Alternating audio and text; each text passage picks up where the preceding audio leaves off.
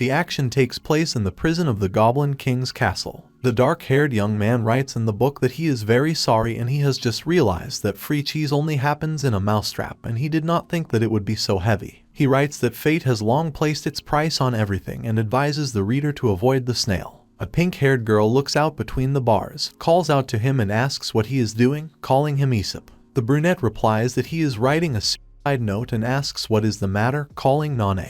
The pink-haired woman asks with horror why he writes and smiles, because no one writes a suicide note with a smile on his face. She asks why he is not crying. Aesop is very surprised and asks why Nana herself is crying. Because this place is so cute. The girl asks with horror why he thinks the Goblin King's castle is cute. The Goblin King is considered one of the strongest warriors of the kingdom, and the castle is his main stronghold, in which he invested years of his life to secure it and fill it with all sorts of traps. Even paladins from the capital of the kingdom do not risk storming this cursed place. Nana says she heard that a Grand Duke tried to save his kidnapped daughter and led his entire army to attack. However, the Goblin King destroyed them all. The pink-haired one sadly says that the Duke, although he was a good father, could not save his daughter. Aesop thinks that if the Goblin King is so strong, then even she won't be able to get here. He looks at the ceiling with a very complacent look and mutters some nonsense under his breath. Nana starts crying. The brunette does not pay attention to her. Nana thinks that she should also leave a suicide note and asks Aesop for a leaf from his book. The young man refuses her. Nana indignantly asks why. Aesop shows her that a leaf cannot be torn out of his book. The girl asks for the whole book,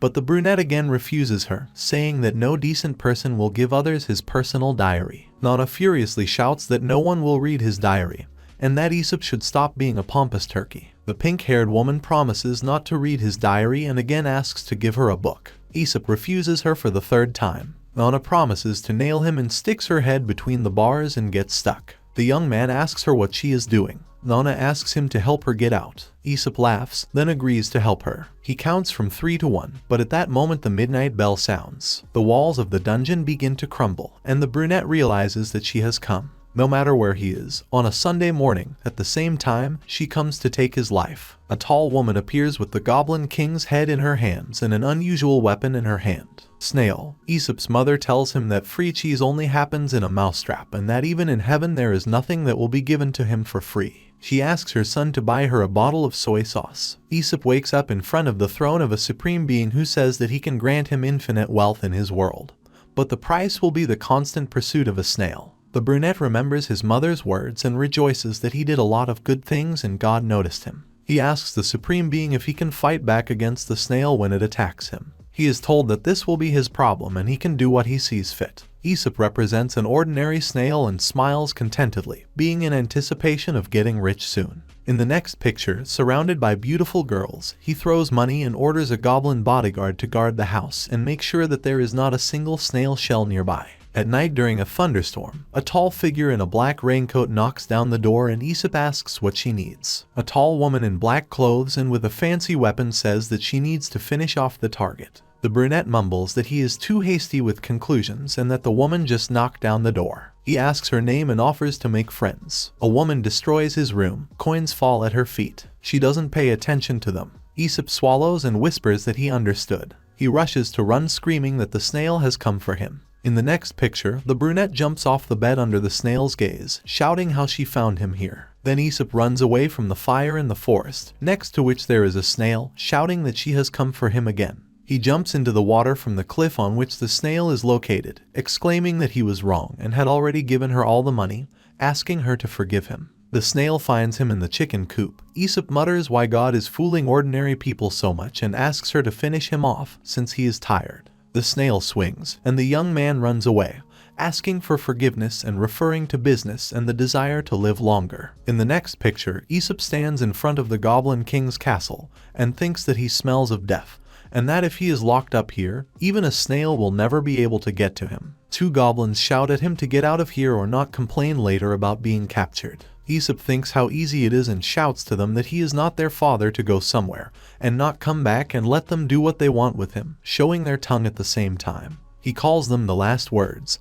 and they shout to him that their leader will gladly finish him off. However, now a snail stands in front of Aesop and throws the Goblin King's head on the floor. They look at each other. Nana looks at them. Aesop whispers that she can't kill him. The snail destroys part of the dungeon, and Aesop falls to his knees in front of her. Nana looks at it and trembles in fright. The snail swings at the young man, and he thinks that this time he will not escape. Stuck, Nana starts crying again. The snail is distracted by her and Aesop thinks this is a great chance. He snatches a brown ball from his bag, holds it high and shouts, "Secret skill. Smoke grenade." A cloud of smoke rises, and the young man, jumping out of prison with Nana in his arms, asks for forgiveness and shouts that she will not kill him so easily. Nana doesn't understand what's going on. Aesop jumps off a cliff and tells the snail, laughing, to try better next time. The hood falls off the woman's head, and the young man's parachute opens. The snail throws out the head of the Goblin King and viciously wishes it to crash to death. The action takes place near the castle of the Goblin King.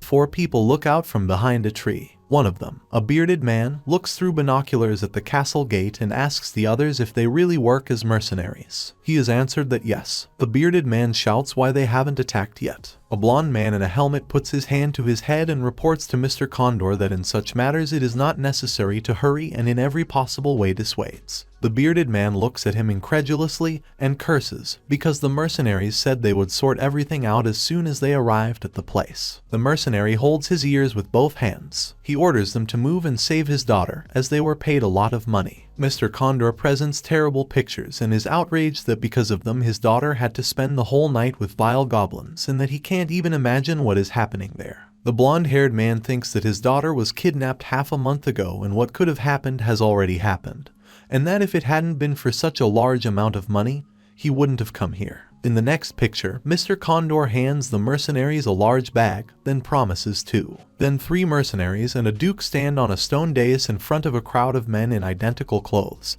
and a man in a helmet says that they will defeat the Goblin King and raises his hand with a clenched fist. In the crowd, they whisper that their lives are more expensive than money, assume that he is not a local, that's why he was so easily deceived, regret that they have to explain it to so many people and believe that they are worthless mercenaries and walking corpses. In the next picture, a blonde mercenary walks in front of a disjointed column of people. Numerous passers-by look at them with interest. The man does not understand what is happening and hears the voices of others. They do not believe that the Goblin King is really so strong and that it is not surprising that the Lord paid so much money to foreign mercenaries. The blonde-haired man thinks that since they have already taken the money, although it is a pity, he is not going to lose his reputation. He believes that reputation is above all and is going to really go on the attack, but if something goes wrong, immediately run away. Lord Condor asks what he is thinking and orders them to attack immediately, as it is already midnight and morning will soon come. The mercenaries stand at attention,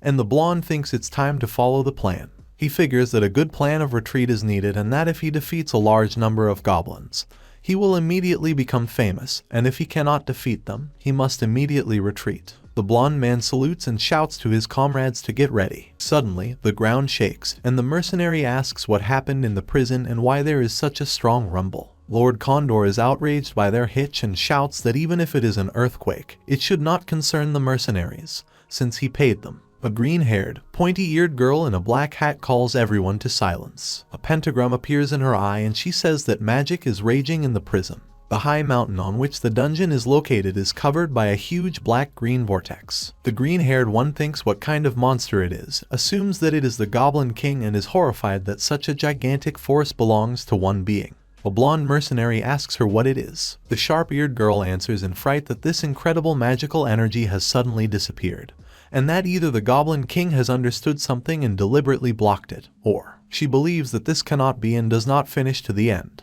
Lord Condor appears from behind and exclaims that this is magic and bullying, and that he just wants to save his beloved daughter. He asks to feel sorry for the old father. The blonde man raises his hands and says that they are already preparing to attack. There is an explosion on the mountain. The mercenaries whisper that the prison has exploded. Lord Condor looks up and hopefully asks if his daughter is really there. He exclaims that someone fell out of there and slowly descends. Aesop holds Nanu on his shoulder with one hand and holds the parachute with the other. He lands on the ground among the mercenaries and mutters about his new failure and how hard it is. The brunette looks around and asks why there are so many people here and where they all came from. He continues to hold Nana by the hips, and this greatly outrages Lord Condor, who recognizes the girl as his daughter. Aesop slaps Nana on the ass and tells her that her father is here. The pink-haired one sobs and calls Dad. Lord Condor rushes to Aesop and angrily asks what he did to his daughter while threatening.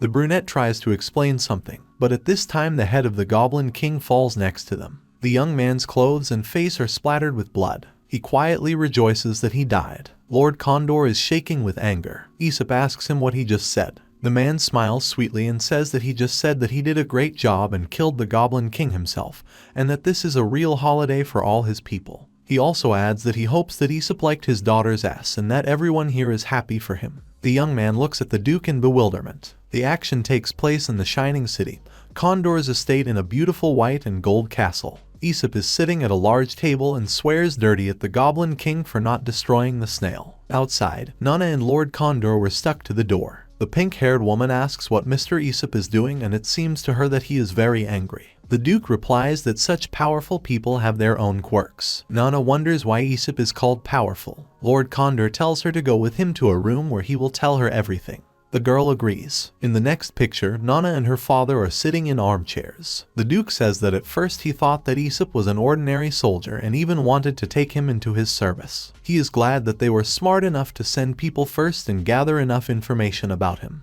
The bearded man was very scared when he heard their report. Nana asks if Mr. Aesop is really that strong. Lord Condor exclaims that he is just incredibly strong and stammers, not knowing what to say next. He mentions that in the south, Mr. Aesop has the nickname the Lonely Brave. The girl asks again if they are really talking about a guy who looks like a sophomore. The Duke advises her never to insult Mr. Aesop like that again and to call anyone a sophomore, but not him, even if it perfectly describes the brunette. Nana sighs and looks away. After a short pause, Lord Condor tells Nana not to worry, because her father is very good at collecting information and that his title corresponds to his own actions. The pink-haired girl looks at her father in bewilderment. The bearded man is going to tell his daughter a secret and asks if she thinks that this happened to Aesop for the first time. Nana asks if he's talking about the kidnapping. The Duke shows 2 fingers and says about the penetration into the lair of a real monster, and that this is not the first time. He says that Aesop has already penetrated into the cave with monsters all alone and only in order to destroy these monsters. Lord Condor admires his spirit and says that he himself was once the same and how wonderful it is. Nana assumes that Aesop got into that prison on purpose. The Duke says that there are a lot of rumors about Mr. Aesop, but the most popular of them must still be true and calls the first one that he always carries a diary with him. Nana confirms this rumor and says that the names of strong monsters are written in it and that when a brunette kills a monster, he crosses his name off the list. At this time, Aesop again swears at the Goblin King for not being able to kill the snail. Lord Condor calls the second rumor that the young man has a paraglider, on which he hides after killing another monster, leaving no traces. At this time, Aesop looks at his parachute and thinks that he is doing well since he saved him again and that if it were not for him, the guy would have died from the ill-fated snail in the prison of the Goblin King's castle. Lord Condor calls the third rumor, showing 3 fingers, that there were a lot of witnesses to Mr. Aesop's battles and most of them claimed that during the battle he was asking for help. Nana asks why he does that. The bearded man replies that at first no one knew this, but after they saw the carnage left after him, they realized that in fact Mr. Aesop does not want to kill even in the name of justice, and that he is the one who longs for peace and love in his soul and feels the pain of forced killings. At this time, Aesop lies on the table and, smiling, thinks who is capable of killing a snail. Tears come to the eyes of the touched Nana. Lord Condor calls the fourth. His favorite is that Mr. Aesop hates fighting and despises fights and bloodshed, and that whenever blood is shed, he feels unbearable pain in his soul. But he still rises and continues to fight, shedding blood every second to save more people. A lonely brave man. As long as there are monsters in this world, he will not rest. In the next picture, Aesop is lying in a chair and thinking about how tired he is that the snail comes to kill him every week, and that he wants a break. Lord Condor at this time exclaims that Mr. Aesop is a great hero and their savior. Nana, starting to cry, shouts that the young man is great and that she simply has to marry such a good man. The shocked Duke asks her to wait. At this time, Aesop exclaims that it is impossible, because the snail does not even talk, but tries to kill him, and that there must be someone in this world who can finish her off. In the next picture, the snail sneezes because Aesop remembered about it. Nana offers Aesop tea. He refuses. She hands him a piece of roll. The young man refuses again. The girl brings a bowl of chicken soup, and Aesop again refuses, asking if she has other things to do. Nana says no, and since the young man was all alone, she decided that he was bored and decided to talk to him. The pink-haired woman tells him not to worry, since he does not distract her from anything. Aesop mumbles that he didn't want to and thinks that in fact it's Nana distracting him. Gets angry that she doesn't understand the hints and remembers how on the first day the girl was still angry at how obscenely he saved her. But only one day has passed, and one day has already passed, and there are only 6 days left before the snail attack, and the brunette has not even figured out what to do this time. Nana asks what 6 days are left. Aesop replies that he's up to nothing. The girl begs him for an answer. The young man asks what she is really here for. Nana remembers that she wants to marry him in her childhood. Blushing, the pink-haired woman thinks that even though it was not as she imagined, and that Aesop carried her not as a princess, but as a boar from hunting, but she doesn't care and that she needs to come up with a good name for the child. The brunette asks if he said something wrong. Nana blushes and thinks how ashamed she is. Aesop thinks he's sort of figured it out and it's time for him to go. He tells Nana he's going for a walk. The pink-haired one thinks that he invites her for a walk and agrees. The young man says he thought she would persuade him to stay. They walk through the city and Aesop, squinting at the happy Nana, thinks that she really went with him. The girl thinks it's so unexpected that they go on a date and is happy that everything is starting. The heading Nana's dating tips begins. The girl says that men, when they go on a date with a woman, are very nervous and ask her where she wants to go. At such moments, you can take a chance and answer, why not go to? Name a place. A man will say that it would be nice to go to this place, and you just need to agree. Nana believes that in this way you can not only choose a place, but also transfer the initiative into men's hands, and this will be a great move. She hopes that Aesop will fall into her trap a date. The pink-haired one asks him where he wants to go and thinks he needs to behave naturally. Aesop replies that he will go to the alchemy workshop. Shocked, Nana does not understand what kind of choice of place it is. The brunette turns around and asks her what's wrong. The girl says that everything is fine. The action takes place in the alchemical workshop of the Shining City. Nana says that this workshop is one of the largest in the country, and therefore there are always a lot of people here. Aesop asks the merchant if they have a day off today. The blonde is interested in what he needs. The young man hands him a drawing and asks him to make a mechanical puppet based on it. The merchant refuses him. Nana thinks that Aesop made a stupid mistake, because in front of him is a noble master of alchemy who will not take on a puppet that anyone can make, and that it would be almost a shame. The girl thinks that since she is the daughter of one of the richest and most influential people in this city, the alchemist will not be able to refuse her. At this time, Aesop begins to lay out bags of money in front of the blonde. Nana indignantly thinks that this cannot be and that the alchemist will never take them, as it will be a blow to his honor. The merchant shouts what the young man is doing. The girl understands that he is mad. Aesop puts a second bag on the counter. The blonde says he's insulting him. The brunette throws the third and fourth bags. The merchant thinks he is swimming in gold. At this time, another master appears and asks Aesop to let him make this puppet. He agrees with a sigh. Aesop and Nana are standing near the counter and looking at the work on the puppet. The girl admires the power of money. The brunette asks Mr. Odyssey how the work on the paraglider puppet is going.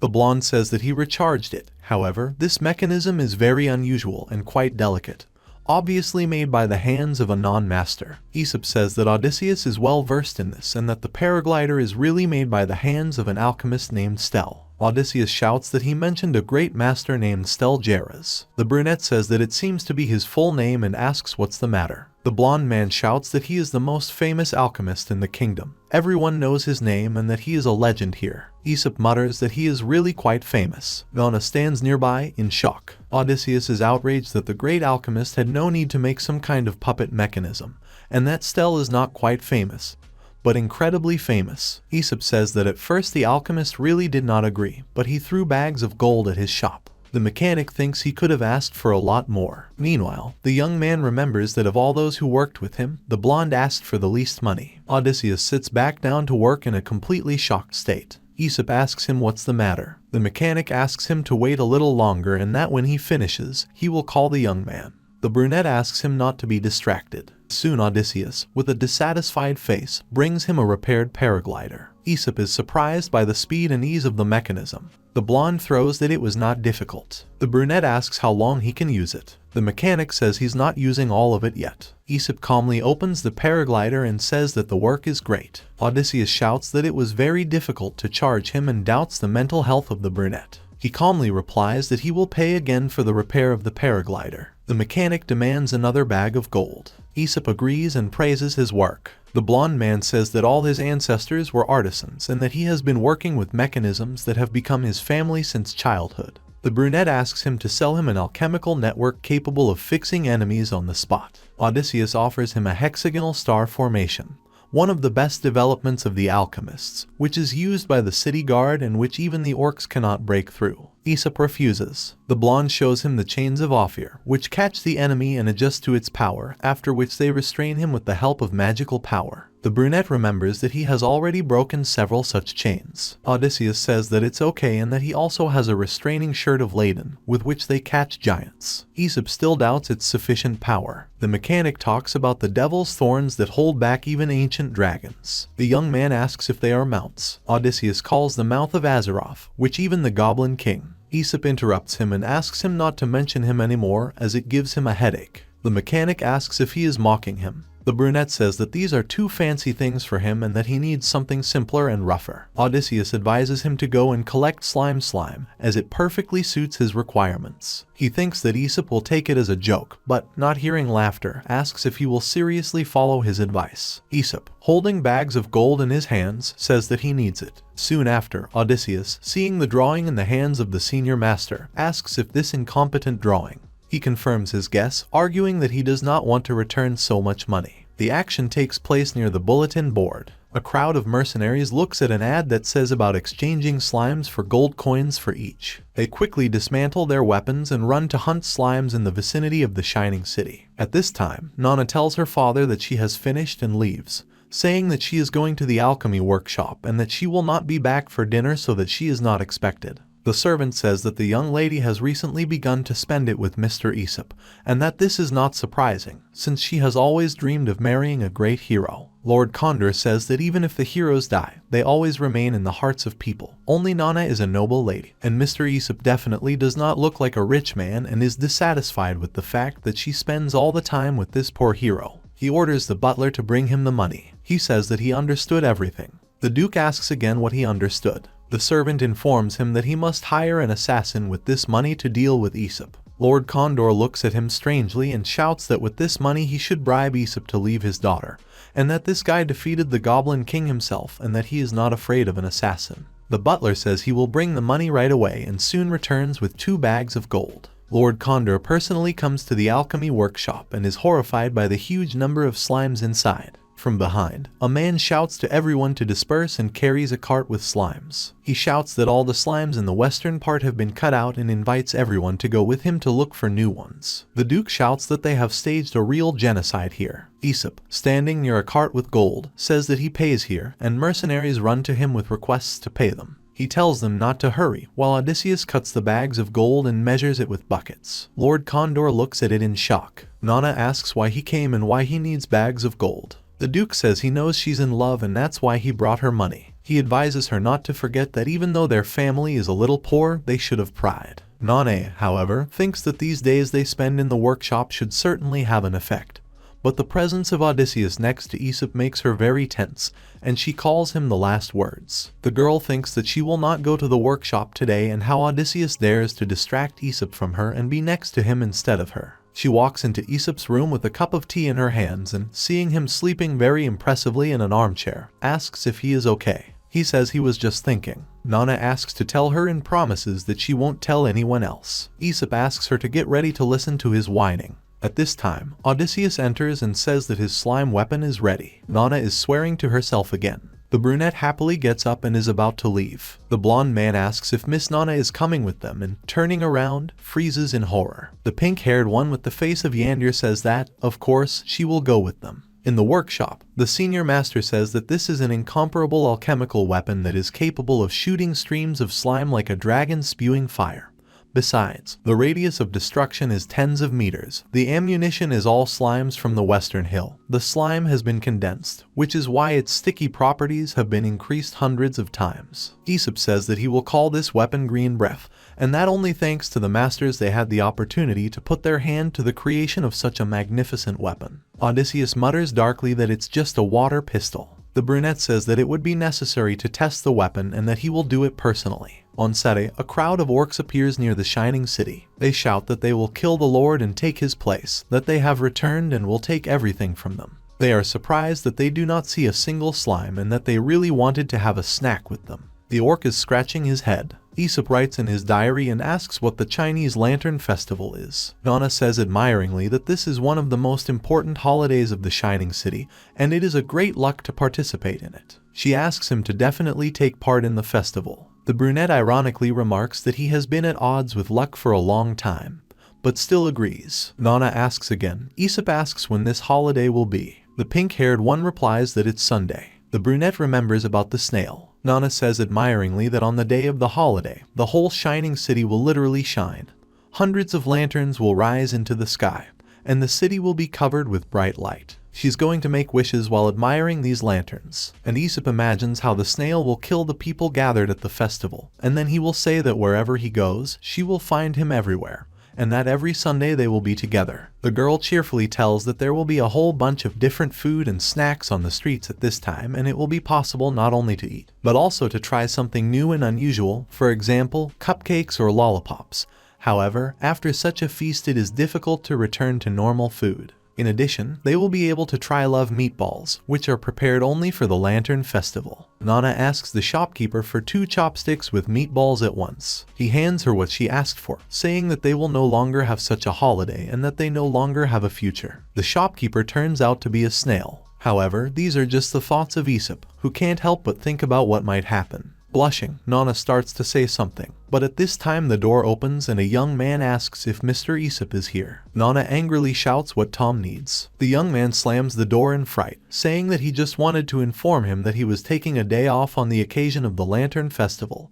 and asked to find a replacement for him. Nana smiles and invites Aesop to go to the party with her. During the holiday, a contented Aesop gorges himself on meatballs and asks one by one. The pink-haired one thinks it's already the 10th. The brunette says that they are made from real beef and eats from 2 sticks at once. Nana whispers that they are most likely from the duck. The seller says that Aesop has already ordered 10 skewers of meatballs, and he replies that this is because they are incredibly delicious. A man gives a brunette a bracelet made of balls with a bull's head and says that only someone who is able to eat 10 skewers with meatballs is worthy of receiving it. Nana says the bracelet is very cute. Aesop turns to her, and the girl thinks that he is going to give her a bracelet, but he asks if it suits him. Nana shouts that she should also get such a bracelet, and is also going to eat 10 skewers of meatballs. The seller says that his wife made only 2 such ornaments, and he has already given one to another young girl. Nana thinks that a girl with the same bracelet is walking around the city and imagines them holding hands with Aesop.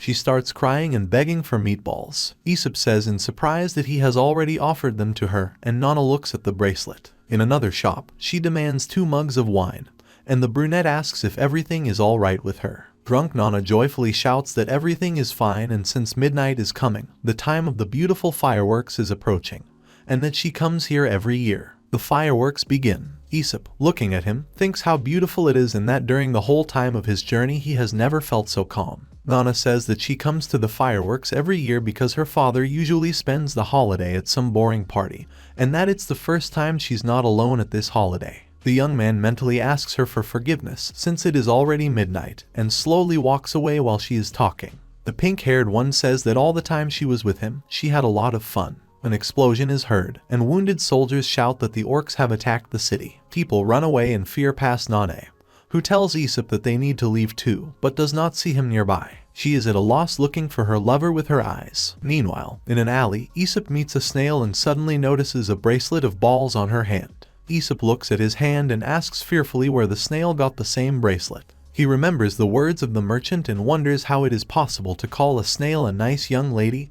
and shouts it out loud. She is visibly angry, and Aesop says that he understood everything correctly. At this time, the snail rushes to the attack, perfectly opening for the shots of the young man. He shoots, and the snail is enveloped in a large green cloud. At this time, Nane, running away, falls and, sobbing, thinks that Aesop saved her from that terrible prison, and now he has abandoned her. She thinks he doesn't like her and cries. The pink-haired woman screams why all guys are like that, tears off a piece of her dress and takes off her high-heeled shoes. She thinks that now she needs to rely only on herself and thanks Aesop for the lesson he taught. At this time, he is standing near a huge pile of slime and say that it is very cloudy, and he can't see anything. He walks around her and mutters that it's been quite a long time and finally this snail died there. Aesop starts laughing and shouts that he is very glad of her death and does she know how hard life has been for him lately. At this time, she slowly gets out, and the young man continues to say that it is very hard to live when a murderer comes for his head every Sunday. In words about how he suffered, the snail breaks out without any damage. They stand on opposite sides of the pile, and Aesop continues that a lot of effort went into creating this weapon. He asks if she's moving there and that she won't be able to kill him anymore. The young man invites her to come out because he is right here, and the snail goes to him. The brunette screams that he is a corpse and runs away as fast as he can. At this time, Nane, running away, bumps into a stopped man and looks over his shoulder forward. 3 orcs are standing in front of them and one of them says that there is no need for them to run, since all their lords have long disappeared along with money and soldiers, and that now the shining city is laughing at them. Another orc hits him in the head and asks him not to laugh, because they came for supplies, not for the city, and to think with their stupid head, because there are too few of them, and if people want to recapture the city, they will all come to an end. An orc in a horned helmet orders these 3 to keep an eye on the people and leads everyone for supplies. He orders to gather all the little children, because they will serve them as food, and kill the adults who will resist. 3 orcs obey. The little boy starts crying. The mother tries to calm him down. One of the orcs says they'll start with him.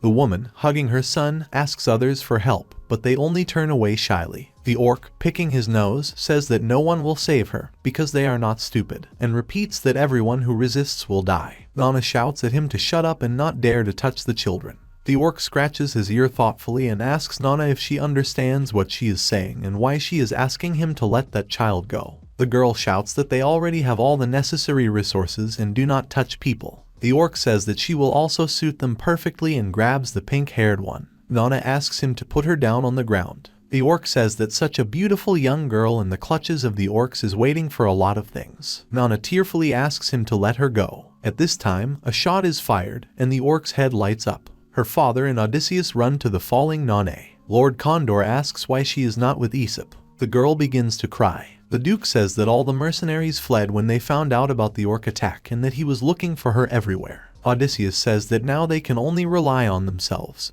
since all the guards were defeated or scattered. Nana mumbles something, but at this time the orc angrily shouts that after this they still hope to escape, and if he is shot in the head again with this little alchemical cannon, he will kill all the people who are left here. Lord Condor draws his sword and says that even though he has old bones, they can still hold a sword and that he will not lay a finger on his daughter. The orc grabs the pink-haired man by his clothes and says that then he will break all his old bones. Lord Condor smiles in horror and says it was just a metaphor. Nana picks up the fallen sword and shouts to the orc to let go of her father, otherwise she will kill him with one blow. The Duke shouts to her that she has gone mad and she needs to forget about him and run away with Odysseus. The orc asks who Nana thinks she is and throws Lord Condor to the ground, saying that he will have fun with her first. Odysseus stands next to Nane, saying that he will help her. The orc invites them to attack. The girl shouts at him to shut up. When the blonde says he is ready, Nana runs to attack and after a terrible and wrong swing from behind his head stretches on the ground.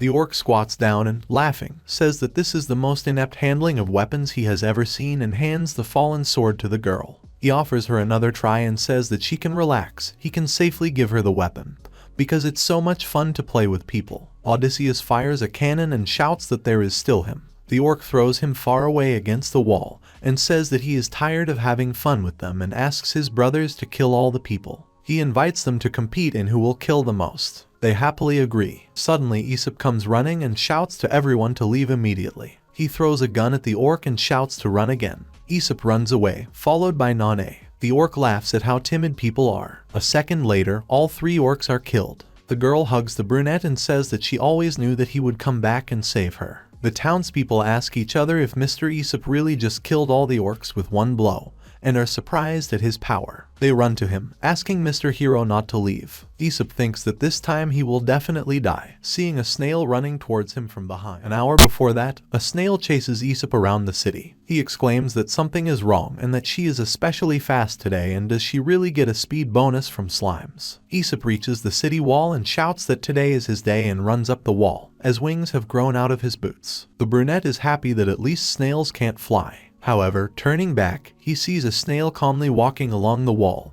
and asks him to forget his words, since they know how to walk on walls. In the present tense, Aesop is surrounded by people, and he shouts that they are carrying and it would be better for them to run away as quickly as possible, since they are in mortal danger. People say he's a hero and thank him with all their might. He thinks he's going to die for sure. The snail remembers the meatball and how delicious it was to her and thinks that it is impossible, and will definitely kill Aesop next time. He sees that the snail has left and does not understand what is the matter. He sees her in a dream. Waking up, Aesop sees Nana sitting next to his bed. She hugs him and says that she should not have doubted and thought that he had abandoned her. She starts talking despite Aesop's request to wait. The brunette thinks that the snail killed the orcs, but everyone thought that he did it. She spared him, but the plan did not work again, and it's very insulting. The young man remembers about the meatball bracelet on the snail's arm and leaves, saying thank you to Nana for taking care of him, but she'd better rest. Nana wonders if that means he's worried about her too. She is lying on the bed and thinks that the experience means that he cares about her, and if she is not indifferent, then he accepts her for who she is, and if he accepts, then they will soon get married. She thinks that he is so brave and that they will also call their son Aesop.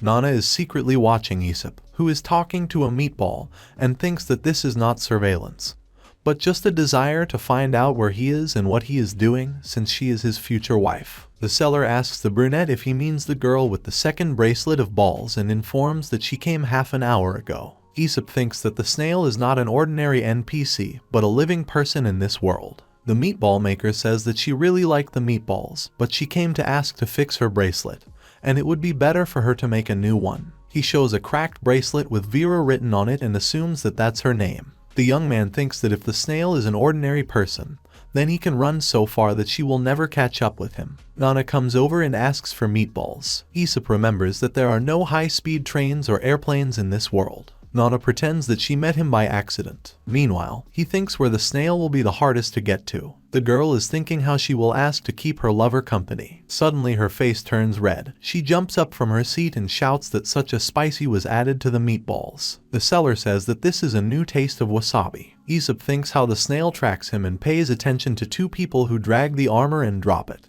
He realizes that this is armor from a slain orc, and the men are surprised that the armor is from one piece, and not from two, as usual. They notice Aesop and thank him for saving them. He looks at the crack on the armor and remembers that she was cut by a snail, but she is still fine. He thinks what the armor is made of. In the alchemy workshop, an elderly man tells that the armor is forged from cold northern steel, and the orc who wore it was the leader of his pack, and that he had seen such material only in his youth when he worked in Star City. It is said that cold steel is made of iron minerals, which can be found only in mountains that are at least 1,000 years old. Besides, it is one of the most durable materials in the world. The apprentices admire the knowledge of the master, and Aesop looks at the armor with tears in his eyes. Nana is surprised that he is so attached to a piece of iron. The master says that the production of cold steel is a very complex and special process, and they cannot create it. He asks if Aesop wants to sell steel. They will gladly buy it back and pay as much as they want, because they do not have such metals, and the orcs do not bargain. The brunette shouts that if he makes armor out of it, he will be invulnerable. The master says that this metal will not make it invulnerable, and it is very difficult to carry and transport it. Aesop imagines a snail in a cage and says that he is going to the north, and they are going with him to forge a cage out of cold steel. The masters say they won't go, because the orcs will turn them into cutlets and it would be better for him to think carefully. Nana thinks that if she takes the initiative, Aesop will offer her to become his wife and represents it. The master says that the orcs treat people as slaves and food, that the northern orcs are much fiercer than the local greenskins. The young man thinks that if they also wear cold steel armor, he will kill two birds with one stone. The master says that the path from the shining city to the north is far and dangerous, and without proper preparation he will simply freeze halfway. Aesop imagines a frozen snail and thinks that there are already 3 hairs. He shouts that then it is decided and calls everyone to go with him. Everyone recoils back, only Odysseus remains in front. Aesop regards this as agreement and happily shakes his hand, saying that he is glad that they are really best friends. The blonde says that he cannot leave the workshop and is looking for support from his master. He signs the contract for the transfer of the disciple and informs Aesop that Odysseus is now his disciple. A woman is buying vegetables, and a brunette is dragging a screaming blonde by the legs from an alchemical workshop. Nana and Aesop look at Odysseus, who says he doesn't want to go north. The girl says she will go to her father and collect the necessary equipment. The young man tells her to take his time and, turning to Odysseus, informs her that he no longer has a choice,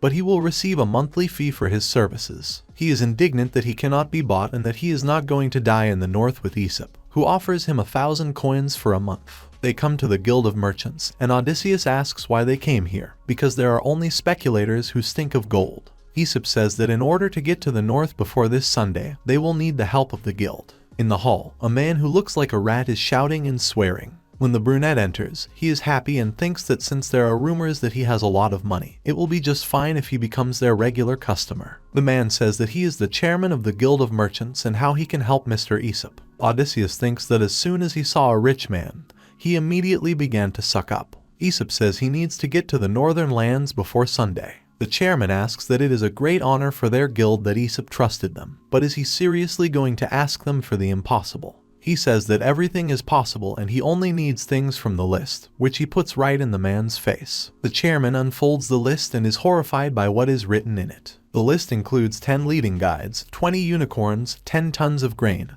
3 fire mages, 10 pure-blooded snow elves, 3 swordsmen, 10 billion magic crystals. He asks why he needs unicorns. The young man replies that in order to pull the caravan. The chairman thinks that Aesop is mocking him, and says that unicorns are incredibly expensive and even in the royal family it is customary to keep no more than 4 animals, and even then as noble pets and commoners simply cannot use them. Aesop says there are no problems, he has money. The chairman says that it's not really about money, and they have a strict hierarchy of clients in the guild and so far he doesn't have enough rights. The brunette says that he knows that only customers with a red ribbon can buy outlandish items and holds out a red ribbon. The chairman says that since he has only one, the rumors have lied and that Aesop misunderstood him, because the more the client deposits gold, the higher his rank, but since he has only one ribbon. He asks not to be offended, but he is very funny. The man offers to see their best horses and donkeys. Odysseus thinks that even he felt uncomfortable after what he saw. Suddenly, Aesop tears off his raincoat and says that he remembered that he has a lot of ribbons and that he even made a t-shirt out of them.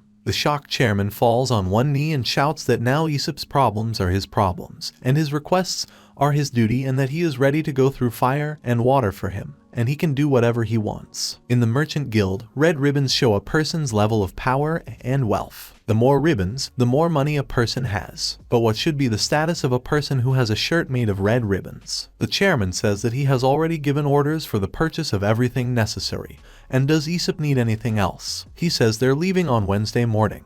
The man mutters that maybe a day and a half will be enough for preparation. Under the frowning gaze of the young man, he happily assures him that they will definitely make it. He warns that the services of such an unusual person as a snow elf will cost Aesop a pretty penny. The young man says that let him come. A white-haired elf is sitting by the window. A purple-haired girl with glasses calls out to her, calling her Mrs. Shelley. She thinks that there is no such magnificent mistress in the world as hers, because just a few months ago the city of Lowe's was on the verge of destruction. The lord of the city was a complete jerk that did not even try to protect him and disappeared without a trace along with the guards. Being a simple orphan, Mrs. Shelley went out to the monsters, wanting to thank people for their kindness and upbringing and negotiate with the lizard men. Everyone thought that she would die.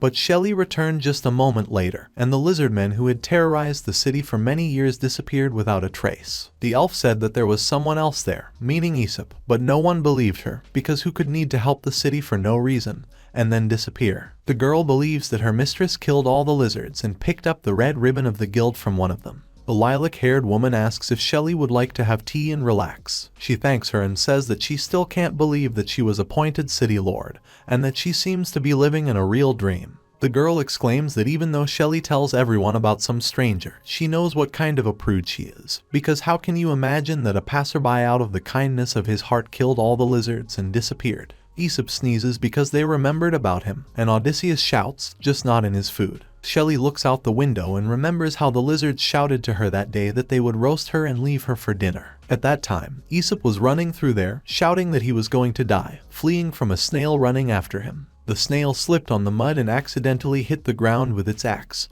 scattering all the lizard men. The brunette plopped down on the ground in front of Shelley and asked her to pull him out, handing the red ribbon to the guild, and she agreed. The lilac-haired one says that there are a lot of lies in the report, and this kid named Aesop can't have that much money, and that he's gone. Shelley asks again, and the girl replies that a guy named Aesop asks her to be his guide. The elf says she's going to see him immediately. Lord Condor forbids Nana to go north. She asks why. The Duke wonders why Nana wants to follow Aesop. The girl shouts that she also wants to travel the world and gain experience. The man squeezes her cheeks and asks why his stupid loving daughter is fixated on this dangerous man. Nana says what makes him think that Aesop is dangerous, because so many people respect him. Lord Condor asks again and thinks how it happened, because he just has a lot of money, but no power. Whether it's collecting supplies or personnel, without influence it's difficult to put it together. He says that if Aesop can create the best expedition group in the country, he will let his daughter go with him. Nana happily thanks, and the Duke thinks that she should thank him in vain,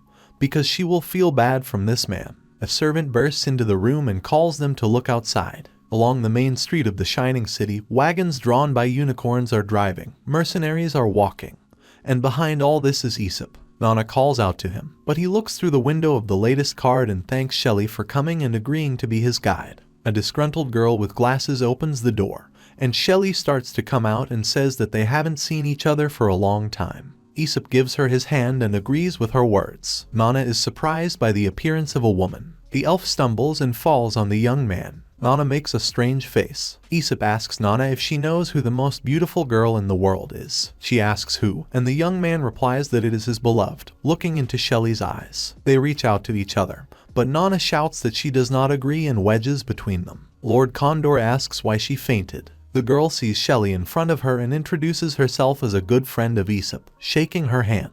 The elf introduces herself as the Lord of the City of Lows. Nana screams and starts to fall, not understanding why she is glowing so much. Aesop says that Shelley will be their guide to the north and wonders why Nana fainted. The pink-haired one replies that nothing and thinks that since Shelley is a city lord, she didn't have to leave the city for work and with her beauty and status when they get to the north. Imagining the elf in the arms of her lover, Nana says that she wants to have a serious talk with Aesop, that she has been putting it off for a long time, and instead of confessing her love, as she wanted, she says that she wants to go north with him. The young man gives a thumbs up and says that they are leaving tomorrow. The next morning, the caravan leaves the gates of the city. Residents accompany Aesop and wish him good luck. The children say that he is their hero and they will always remember him. Thus Aesop left the Shining City and set off on a long journey to the northern lands, defying all the dangers on the way. Then a verse with a very free rhyme is written in the scroll. Aesop is talking to Shelley, and Nana thinks that she was the first, knows better than him, and let the elf not approach him. And does this mean girl imagine herself better than everyone else? She clutches the sticks in her fist and breaks them. Odysseus, sitting next to her, looks at her strangely. Nana tucks her legs under her and says that Shelley is an adult and beautiful, and even a lord, and how much better she is than a simple heiress like her. She asks the blonde if she really should be better. Odysseus agrees with her, apparently not wanting to make such an enemy. And Nana happily says that she has much more time to be with Aesop, because Shelley is a lord and very busy. The girl invents that she has noticed for a long time that he likes Lowly, and she is younger than the elf, and that she herself appears in history more often than her, and this means complete victory. Odysseus wearily goes outside and thinks that this trip is getting worse and worse. Aesop comes out to him and, hugging him joyfully, informs him that they are already approaching the northern lands and will soon find themselves in the village of orcs called Hood. The blonde guy says he's very brave. Aesop says that, unfortunately, the expedition was going in a hurry and they did not have time to choose a leader, and is interested in whom it is better to put in this important role. Odysseus thinks that there was no need for such a bad acting game and begins to answer, but the brunette interrupts him and, shaking his hand, says that he is absolutely right and he will leave the duty of informing everyone about the change of route to him. He declares that Odysseus is the best. The blonde man shouts for Aesop to refuse a 5-year contract and double his salary. He easily agrees and imposes on him the duty of a daily roll call, so that there is no one superfluous. Odysseus mutters that he is too naive and no one will want to join them on the road to this lost place. At night, a snail climbs into a food cart with a torch and looks at the meat with a hungry look. At night, when the orcs invaded the Shining City, the red orc sees his brothers being hacked to pieces and takes Aesop for a demon. He resorts to the throne and says that he is not a deserter and has come such a long way to tell about it that Aesop's eyes sparkle and fire burns from his mouth. The main orc says that he is a real warrior, since he was able to survive a meeting with the demon, and that the good tribe is happy to welcome him into their ranks. The next day, the redhead looks through the telescope and thinks that the local orcs are stupid, since they believed his inventions. He was very lucky, and that he never wants to see this guy again in his life. He wonders at the human caravan so far to the north and stares at it. Noticing Aesop looking out of the window, the orc shouts about the appearance of a demon and the need to warn the leader. The brunette is happy that they are going so fast. Odysseus shouts at him to close the window because they will freeze to death. Aesop tells him to relax because they're coming soon. The blonde says it's great, but you need to be careful with these monsters, they can die. The young man says it won't go that far. Aesop apologizes for the fact that the unicorn did not notice the wall. The leader of the orcs is interested in what they have forgotten here. The brunette walks forward, rummaging in his bag and saying that he has come to make a trade deal. The orc shouts at him to stop and show him what he has in his hands. Aesop hands them an apple and says that food obviously won't hurt them and that he brought household items and food in exchange for cold iron. The red orc points a weapon at him and shouts how dare he encroach on their treasure, and that even if he were a demon, even a deity, he would not get it. Aesop rolls his eyes and says that it makes no sense for him to lie to the orcs and that he will give them a whole lot of money in addition. The orcs arrange a rich feast and the leader joyfully announces that he swears that from now on people and giants will live in peace and share joy and sorrow. They feast on the dais, and the rest of the orcs stand at a distance and also rejoice. Red orc mutters that the old leader has gone crazy and made a deal with the devil, and that he will pay for it. He intends to steal food from people and escape before it's too late. Opening the door of the cart, the orc sees a snail that enthusiastically eats meat. The redhead rejoices when he sees a defenseless woman and says that he can sell her to a slaver and earn money for the road. He stretches out his hand to her and asks her not to scream. The next second, he is cut into pieces. Odysseus urges the orcs to work carefully as their safety is paramount. Orcs work enthusiastically, sometimes calling to each other. The blonde asks if they really came all this way to see the orcs building a cage. Aesop says that they don't know each other very well yet,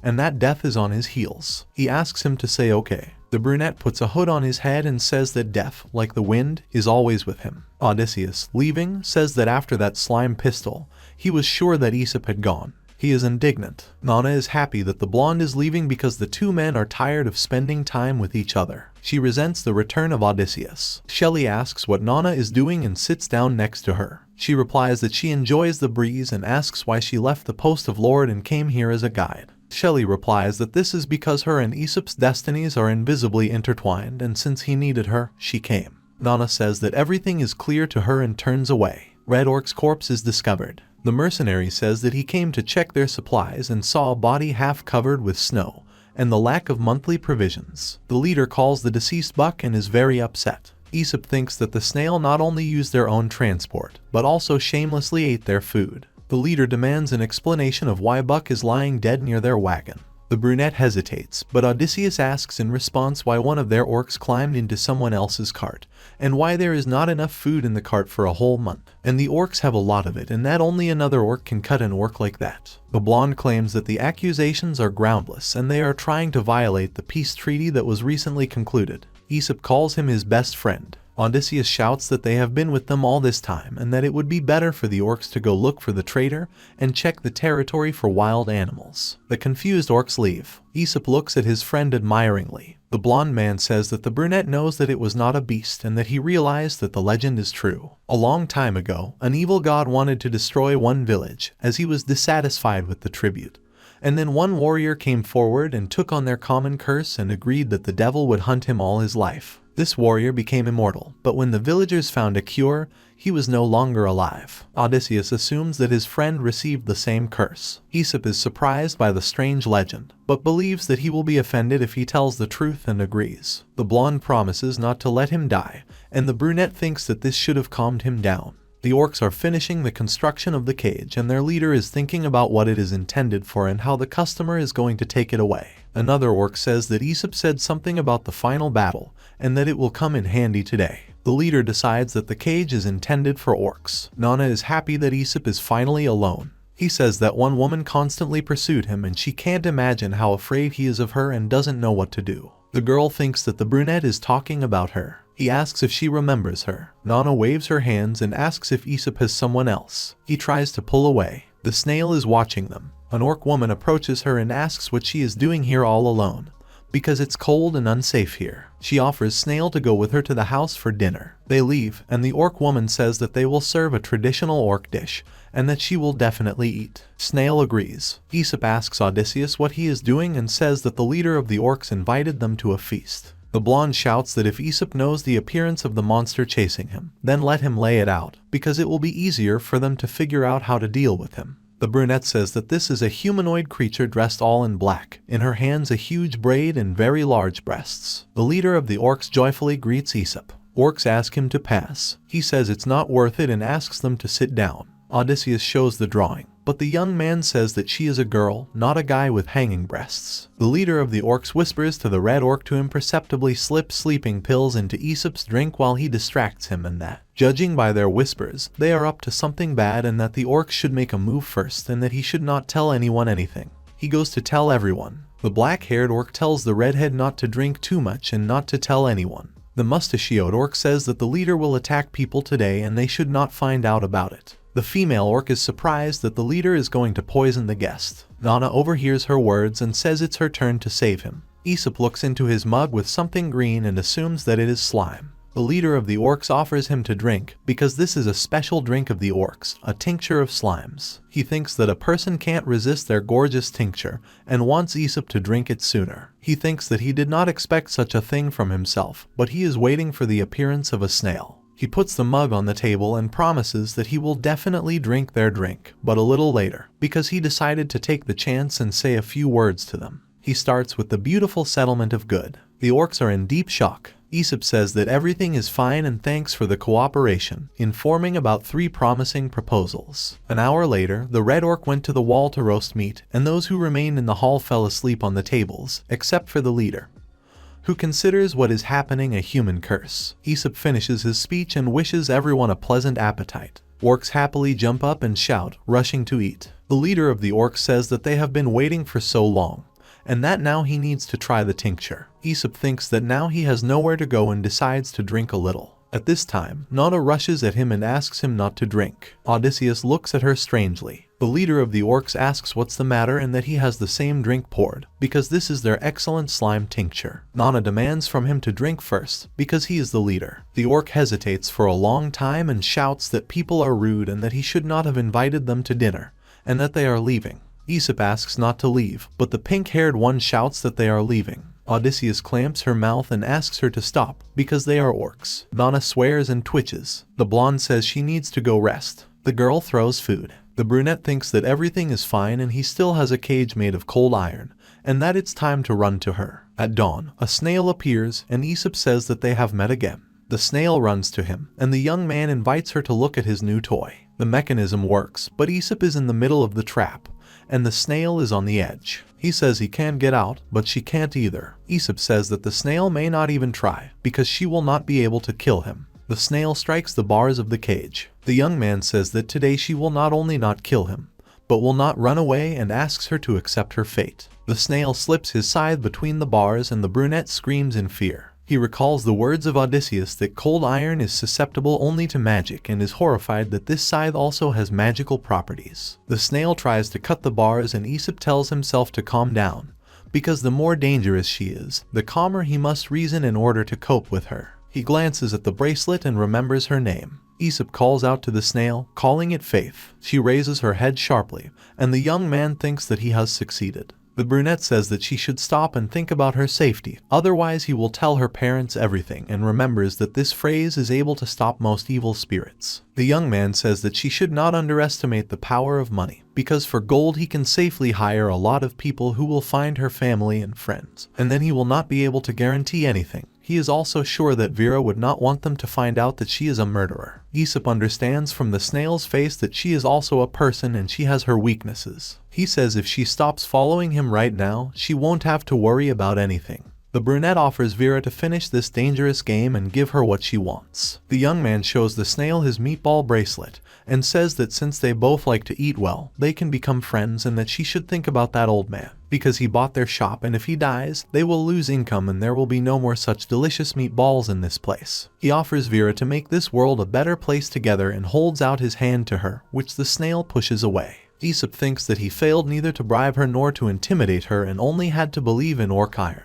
He asks Odysseus to come and save him and thinks he is finished. Apparently, he came to the logical conclusion of this story. Vera tries to get between the bars and tears her clothes, finally getting stuck. Aesop opens his eyes and shouts that she is stuck again. The snail blushes, and the young man laughs and asks her what she is doing here so late at night. Vera waves her hands furiously, but she can't reach him. Aesop pulls out a gun that shoots slime and says that this is a portable version that looks like a marker, and that he will start now because she herself is to blame for this. The snail tries to escape, and the young man asks who ordered her to kill him and how he can stop this hunt, because he is tired of endless wealth and just wants to live a normal life without persecution. He demands that she answer honestly, otherwise he will get angry. The snail shakes its head. Aesop says that in this case she does not know what a person who is going crazy is capable of. He draws a pig's nickel on her cheek and says that this slime will not wash off. Vera begins to cry. The brunette asks if she is not going to talk even after such humiliation.